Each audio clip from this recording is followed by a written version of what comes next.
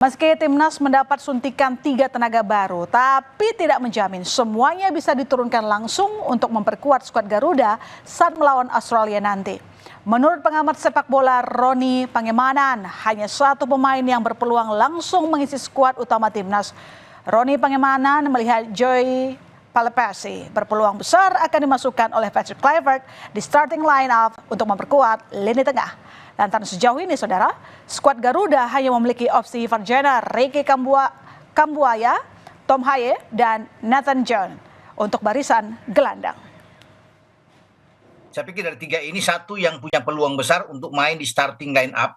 Ya, 11 pemain pertama yang akan diturunkan oleh Patrick Kluivert menghadapi Australia di Socceroos di Sydney pada tanggal 20. Nah, pemain itu adalah Joey Pelupesi, karena di posisi tengah ini kita kan tidak mendapatkan Jairo Riedewald dan sekarang ada Joey. Nah, dia akan bermain. Kita butuh pemain yang bisa bertahan dengan dalam, sangat bagus, punya visi bermain yang baik untuk mendampingi Tom Haye dan juga dengan Ivar Jenner.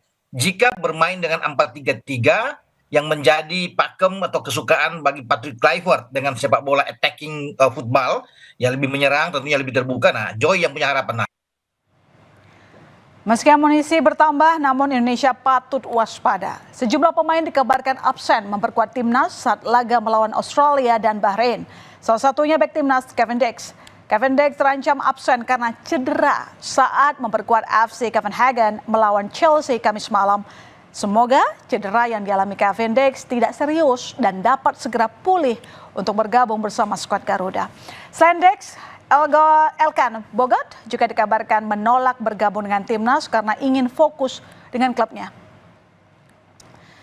Indonesia akan berhadapan dengan Australia 20 Maret mendatang. Laga ini sangat menentukan untuk perjalanan menggapai tiket Piala Dunia. Timnas Indonesia terpaut 1 poin dengan Australia. Sejumlah pemain Australia cedera dan mungkin harus absen di laga melawan Indonesia. Namun laga melawan Australia bukan perkara mudah. Permainan skuad Garuda akan diuji karena timnas Australia telah menjadi langganan lolos ke Piala Dunia.